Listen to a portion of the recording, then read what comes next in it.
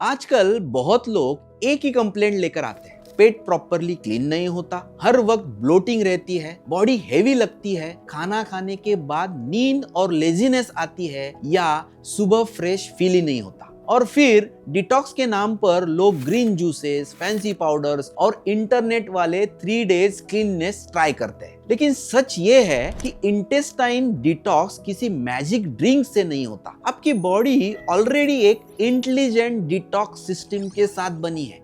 आपकी intestine, liver और kidneys रोज body को नेचुरली क्लीन करते हैं। प्रॉब्लम डिटॉक्स की कमी नहीं है, प्रॉब्लम ओवरलोड की है। आज की इंडियन लाइफस्टाइल में ये ओवरलोड बहुत कॉमन हो गई है। सुबह चाय बिस्किट से दिन की शुरुआत होती है, फिर पूरे दिन नमकीन, बेकरी फूड, कोल्ड ड्रिंक्स, बाहर से ऑयली खाना और लेट नाइट डिनर। ऊपर से वाटर इंटेक कम, स्ट्रेस ज्यादा और physical movement almost zero. Body digest तो कर पाती है, लेकिन इंटेस्टाइन कंटिन्यूअसली प्रेशर में रहते हैं।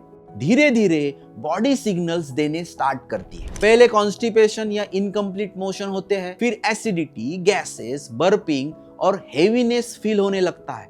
कुछ लोगों को स्किन डल लगने लगती है, कुछ को ब्रेन फॉग और कांस्टेंट फटीग। बहुत लोग इसे नॉर्मल मानते हैं, लेकिन रियलिटी में ये साइंस होते हैं आपकी गट ओवरलोड के।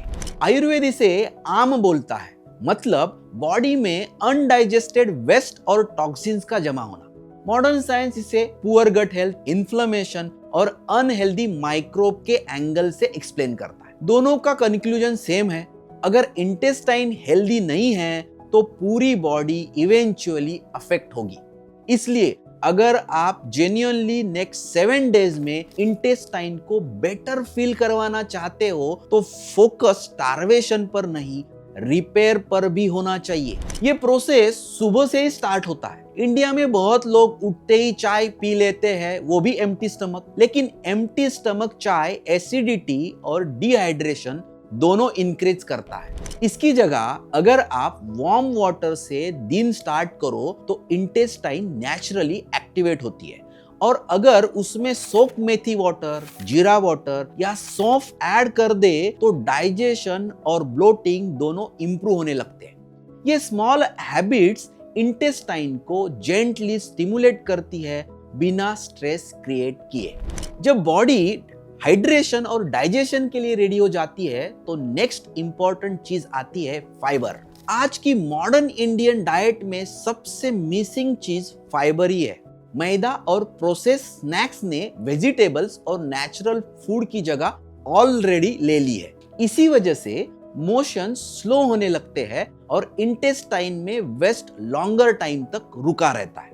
फाइबर इंटेस्टाइन के अंदर एक नेचुरल ब्रूम की तरह काम करता है। इसलिए नेक्स्ट 7 डेज के लिए सलाद, वेजिटेबल और फ्रूट्स इंटेंशनली आपके खाने में ऐड करना बहुत इंपॉर्टेंट है। पपैया डाइजेशन को सपोर्ट करता है, गुआवा फाइबर रिच होता है और बाउल मूवमेंट इंप्रूव करता है। सोक चिया सीड्स और फ्लैक्स सीड्स भी इंटेस्टाइन मूवमेंट को बेटर बनाते हैं। यह एक कॉमन मिस्टेक समझना बहुत जरूरी है। बहुत लोग डिटॉक्स के नाम पर सिर्फ फ्रूट जूसेस पीने लगते हैं, लेकिन जूस में फाइबर ऑलमोस्ट रिमूव हो जाता है और सिर्फ शुगर फास्ट एब्सॉर्ब होती है। इससे टेम्पररी हल्का फील तो होता है, लेकिन इंटेस्टाइन को रियल रिपेयर नहीं मिलता। इंटेस्टाइन को नरिश करना होता है, सिर्फ एम्प्टी नहीं। जब आप फाइबर और नेचुरल फूड्स इंक्रीज करने लगते हो तब नेक्स्ट लेवल पर गट बैक्टीरिया इंप्रूव होने लगते हैं। आपके इंटेस्टाइन में ट्रिलियंस ऑफ बैक्टीरिया होते हैं, जिसे गट माइक्रोब भी कहा जाता है। ये सिर्फ डाइजेशन नहीं, इम्यूनिटी, मेटाबॉलिज्म और मूड तक अफेक्ट करते हैं। जब आप प्रोसेस फूड और एक्सेस शुगर कंटिन्यूअसली खाते हो तो ये हार्मफुल बैक्टीरिया ग्रो करते हैं, और जब आप दही, छाछ और होममेड फर्मेंटेड फूड ऐड करते हो तो हेल्दी बैक्टीरिया वापस इंप्रूव होने लगते हैं। इसीलिए ट्रेडिशनल इंडियन फूड साइंटिफिकली इतने ज्यादा पावरफुल माने गए हैं। सिंपल घर का दाल चावल, सब्जी, दही और छाछ गट के लिए नेचुरली सपोर्टिव होते हैं। प्रॉब्लम फूड में कम, और मॉडर्न ईटिंग पैटर्न में ज्यादा है। लेकिन सिर्फ फूड ही इशू नहीं होता, स्ट्रेस भी इंटेस्टाइन को डायरेक्टली अफेक्ट करता है। आपने नोटिस किया होगा कि टेंशन के टाइम किसी को कॉन्स्टिपेशन होता है, किसी को लूज मोशन। ये इसलिए होता है क्योंकि गट और ब्रेन डायरेक्टली कनेक्टेड होते हैं थ्रू गट ब्रेन एक्सेस। अगर आप पूरा दिन स्ट्रेस हो, फास्ट खाना खा रहे हो और लेट नाइट तक फोन यूज कर रहे हो तो डाइजेस्टिव सिस्टम नेचुरली डिस्टर्ब होगा। इसीलिए इंटेस्टाइन डिटॉक्स का एक इंपॉर्टेंट पार्ट नर्वस सिस्टम को काम करना भी है। डिनर के बाद 10 से 15 मिनट तक वॉक, स्लो ईटिंग और प्रॉपर स्लीप इंटेस्टाइन को रिकवर करने में मदद करते हैं।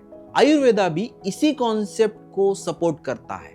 वहां डाइजेशन को अग्नि बोला गया है। जब अग्नि बैलेंस होती है तो बॉडी नेचुरली क्लीन और एनर्जेटिक फील करती है। और एक हैबिट जो इंडियन हाउस होल्ड में बहुत कॉमन है, ओवर ईटिंग। प्लेट फिनिश करो, थोड़ा और लो, वेस्ट मत करो। ये हैबिट्स धीरे धीरे इंटेस्टाइन पर ओवरलोड क्रिएट करते हैं। आयुर्वेदा कहता है कि स्टमक को कभी भी कंप्लीटली फिल नहीं करना चाहिए, थोड़ी जगह डाइजेशन के लिए भी छोड़नी चाहिए। अगर आप ऑनेस्टली नेक्स्ट 7 डेज तक सिर्फ इतना कर लो, प्रोसेस फूड कम, हाइड्रेशन बेटर, फाइबर ज्यादा, फर्मेंटेड फूड और added late night eating avoid, तो आपको जेन्युइनली डिफरेंस फील होगा। सुबह मोशंस बेटर हो जाएंगे, ब्लोटिंग कम हो जाएगी, एनर्जी इंप्रूव होगी और बॉडी बहुत ही ज्यादा लाइटर फील करेगी। सिंपल बात यह है कि इंटेस्टाइन डिटॉक्स किसी एक्सपेंसिव प्रोडक्ट से बिल्कुल नहीं होता। वो तब होता है जब आप बॉडी को अननेसेसरी ओवरलोड देना बंद कर देते हो और उसे नेचुरली रिपेयर करने का चांस दे देते हो। और याद रखो, हेल्दी इंटेस्टाइन सिर्फ डाइजेशन इंप्रूव नहीं करती, वो इम्यूनिटी, स्किन, हार्मोन और मेंटल क्लैरिटी तक अफेक्ट करती है।